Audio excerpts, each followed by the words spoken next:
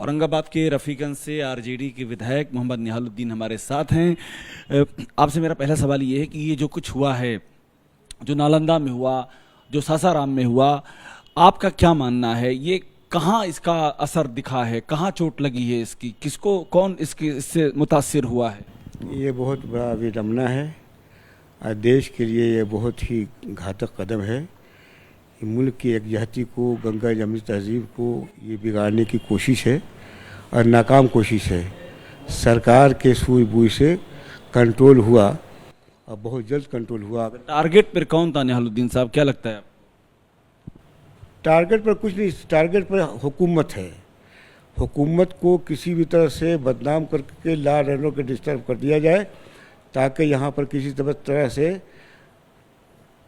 हुकूमत हिंद को, president of India को ये मैसेज दिया जाए कि लॉ एंड ऑर्डर इनके नीतीश कुमार जी के, माननीय जो हमारे मुख्यमंत्री हैं, इनके कंट्रोल से बाहर है। यहाँ पर प्रेसिडेंट रूल लगाया जाए और यहाँ पर असल मकसद है इनका 2024 का पार्लियामेंट का इलेक्शन। इसलिए देखा होगा कि बिहार नहीं, पूरे देश का गृह मंत्री यहाँ करके क्या भाषण देते हैं। दंगाइयों को उल्टा लटका देंगे, उन्होंने कहा। क्या भाई की दंगाई? कौन दंगाई है यहाँ? कौन दंगाई है? आप नहीं जानते हैं कि दंगाई कौन है? कौन दंगाई? किसे, आप किसे समझ रहे हैं? जो भी दंगा करने वाले हैं। तो वो भी कह रहे हैं जो दंगा करने वाले उनको लटकाएंगे। उनको वो जानते हैं, बेहतर जानते हैं। उनके पास सारा पूरा देश का गृह मंत्री है, उसको पता नहीं कि यहाँ दंगाई कौन है। आप देख लीजिए, यूपी का देख लीजिए, गुजरात का देख लीजिए, महाराष्ट्र का देख लीजिए। कौन दंगा कर रहा है? आरएसएस और भाजपा के लोग हैं और बजरंग के दल के लोग हैं। दंगाई यही लोग हैं, कोई दूसरा दंगाई नहीं है। अब जाहिर सी बात है कि किसी को आप टारगेट कीजिएगा तो कुछ न कुछ तो मरता क्या नहीं करता वाली बात हो सकता है कि लोग करें। ये लोग किसको टारगेट कर रहे थे, आपको क्या पता चला है? भाई मस्जिद को टारगेट किया जा रहा है, मदरसा को वो टारगेट किया जा रहा है, गरीब दुकानदारों को, जो मुस्लिम दुकानदार हैं उनको टारगेट किया जा रहा है। दुकानें उनकी जलाई गई हैं, बसेस उनकी जलाई गई हैं, दुकान ये क्या बोलते हैं, ट्रक उनका जलाया गया है, मार्केट उनका जलाया गया है। तो कौन है? तो कह रहे हैं कि वो निकाल रहे थे शोभा यात्रा और पत्थरबाजी शुरू कर दी, उसके बाद ये सब हुआ। वो तो ये आरोप लगा रहे हैं। हम आपसे पूछते हैं, रात दिन आप यही काम कर रहे हैं और हर जगह कवर कर रहे हैं, क्या ऐसा मुमकिन है कि 5 मिनट के ड्यूरेशन में पूरे मुल्क, ये पूरे शहर में कर्फ्यू जैसा स्थिति हो जाए, एक बैक दंगा हो जाए? ये बिल्कुल प्लान्टेड था इन लोगों का कि किसी तरह से दंगा करा करके के यहाँ के माहौल को ख़राब किया जाए और इसका मैसेज पूरे बिहार में वो जाए और यहाँ पर लोगों को 2 हिस्से में बांट दिया जाए ताकि हमारा वो जो कह रहे हैं कि बम मारा, एक समुदाय को कह रहे हैं पत्थर मारा और बम से टारगेट किया। भाई, जहाँ 16% लोग हैं वो कैसे 84% पर बम मार सकता है और पत्थर फेंक सकता है? कैसे फेंक सकता है? ये समझने की बात है। तो डरा करके यहाँ के लोगों को वरगला करके, क्या डरा करके चाहते हैं कि यहाँ किसी भी तरह से हम वोट को हासिल करें। सिर्फ वोट की राजनीति है और इसके पीछे कोई मंशा नहीं है। ये इन लोगों का यही शुरू से यही रहा है। अब देखा कि कितने स्टेट का इन लोगों ने, हुकूमत का चुनी हुई सरकार, पब्लिक की चुनी सरकार को इन लोगों ने बदल दिया। महंगाई पर कोई तस्करा नहीं, बेरोजगारी ने भी एक बात कही कि मदरसे को जलाया गया। आप मेरे ख्याल से मदरसा अजीजिया की आप बात कर रहे हैं, बिहार शरीफ में बात कर रहे हैं, मदरसा अजीजिया की। लेकिन आपको ये क्यों लग रहा है कि कुछ जगहों को टारगेट किया गया? तो और भी आगजनी हुई है, कई जगहों पर आगजनी हुई है, कई चीज़ें जलाई गई हैं। स्टार्ट वही से हुआ है, उसी जगह से स्टार्ट हुआ है। वहाँ पर चूँकि मुसलमानों की आबादी कम है, ज़्यादा आबादी उन्हीं लोग की है जिस पर भाजपा का, आरएसएस का, बजरंग दल का, हिंदू महासभा का, इन लोग का वहाँ पर वर्चस्व है। वहीं से स्टार्ट हुआ और बैक वक्त हर जगह ये चूँकि प्लान में ये काम हो रहा था। आप ही से पूछते 10 मिनट के अंदर, 5 मिनट के अंदर कैसे हर जगह हो जाएगा? भाई, अफवाह फैलने में, खबर फैलने में तो देर लगेगा ही। जाहिर सी की बात, तो वहाँ से वहाँ फैलेगा नहीं। बैक वक्त हर जगह दंगा हो गया। हर जगह आप ये कह रहे हैं कि मुसलमानों की प्रॉपर्टी और वो टारगेट किया गया। बिल्कुल वही था, वही है। यही सासाराम में, वही नालंदा में, दोनों जगह यही हुआ है।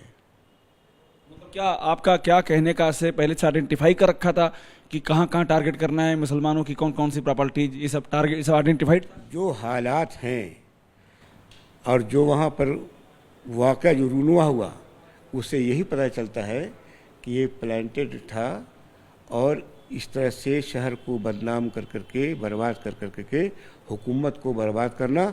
आई अच्छी सरकार चल रही है, विकास का काम हो रहा है, उसको किसी तरह से इसको बदनाम कर। आप इसको सही मानते हैं, ये जो बम मारे गए, बम चलाए? नहीं, ये बिल्कुल कंडेनेबल है। क्यों बम बनाया उन लोगों ने? अब क्यों बनाया तो वही बता सकते हैं। आपको क्या लगता नहीं, मैंने कहा कि ये कोई भी चाहे तलवार निकाले, बंदूक चलाए, बम बनाए, बम चलाए, चाहे कोई भी जाति का हो, कोई भी बिरादरी का हो, कोई भी तबका का हो, इसको कंडेम करना चाहिए। हम जैसे आदमी जो शहरी है हिंदुस्तान का, वो किसी भी कीमत पर इसको जस्टिफाई। कुछ वजह पता चली कि क्यों बम बनाए उन्होंने? आप तो वहीं पास के रहने वाले हैं, इसलिए पूछ रहा हूं। नहीं, मैं तो यहाँ था, हाउस चल रहा है, विधानसभा यहाँ चल रहा था। वहाँ से कुछ जानकारी हमको तो इंडिया न्यूज़ वाले ने कहा कि वहाँ पर ये किसी मुस्लिम के घर में बम फटा है और बम बनाते हुए वो मारा गया। तो हम कहा क्या इसके बारे में करना है? हम कहा हम तो कोई बनावे, इसको कंडेम का हम करते हैं। या हो सकता है कि वो अपने बचाव में कुछ अपना कर रहा होगा, नहीं कर रहा होगा, उससे हमको कुछ लेना नहीं, क्योंकि मैं देखा नहीं, मैं जानता नहीं। आप जो कह रहे हैं तो हम सुन रहे हैं।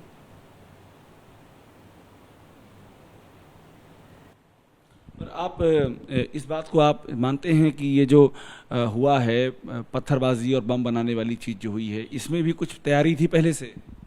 ये तो हम नहीं बता सकते, तो वही लोग बता सकते हैं। आपने इधर बोला इन लोगों की तैयारी थी, उधर तैयारी नहीं थी, एक ही तरफ तैयारी थी क्या? भैया आप यहाँ पर आप आए हैं, हम पहले से तैयार बैठे कि हमको क्या करना है। आपको जानकारी तो है नहीं, हम कुछ भी कर सकते हैं आपके साथ, कर सकते हैं ना। तो इसलिए वो जिन लोगों ने वो षड्यंत्र रचा होगा, जिन लोगों ने प्लान किया होगा, उन लोगों को जानकारी होगी। इन लोगों ने जो भी, चाहे ये हो चाहे वो हो, कोई भी हो, है तो सब हिंदुस्तान के हैं, तो सब हिंदुस्तानी, सब तो है भारतीय। यहाँ यहीं की क्या बोलते हैं, मिट्टी में जितना है सबका खून शामिल है। मतलब क्या आपको लगता है मुसलमान खतरे में हैं जो सासाराम और नालंदा में हुआ? नहीं, खतरे में कहाँ हम हैं। अभी आप कह रहे थे वो चुन चुन के टारगेट कर दिया गया हाँ, और उनको मारा, जलाया गया है, उनके उनके उनके धार्मिक स्थलों को जलाया गया। अभी आपने कहा सारे हिंदू हमारे सब भाई हैं। कुछ लोग हैं, कुछ परसेंट के जो लोग हैं, वो चाहते हैं कि माहौल को ख़राब किया जाए। वैसे सारे के सारे यहाँ सेकुलर लोग हैं, ऐसा नहीं है। सिर्फ आरएसएस, बजरंग दल, भाजपा, यही लोग हैं। प्रशासन नहीं वहाँ रोक पाया, इतना कुछ हो गया।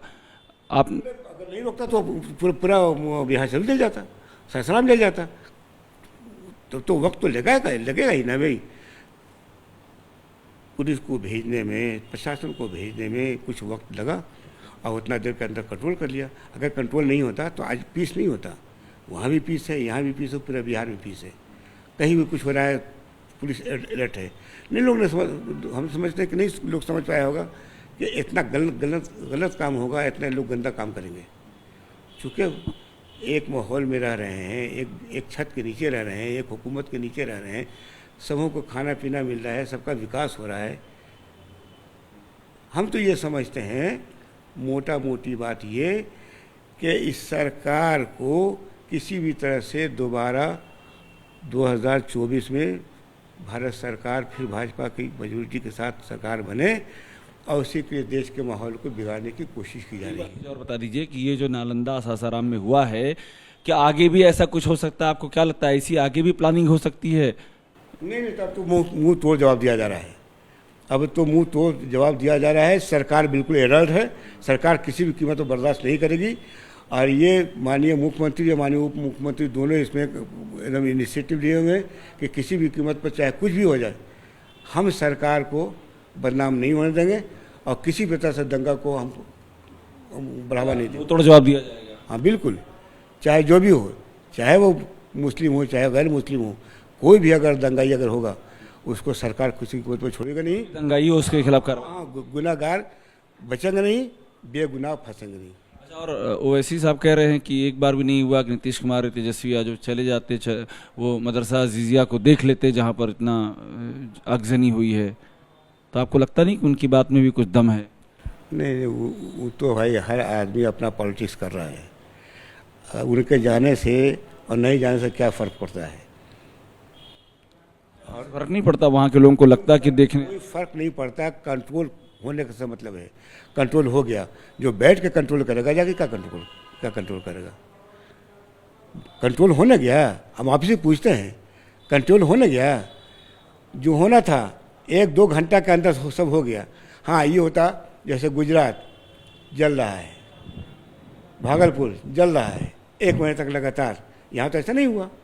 24 घंटा के अंदर, 24 घंटा भी नहीं हुआ, 4-5 घंटा के अंदर पूरा कंट्रोल हो गया। यहाँ भी सासाराम भी।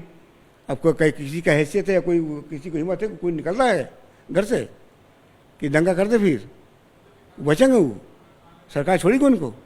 किसी कीमत पर नहीं छोड़ेगी।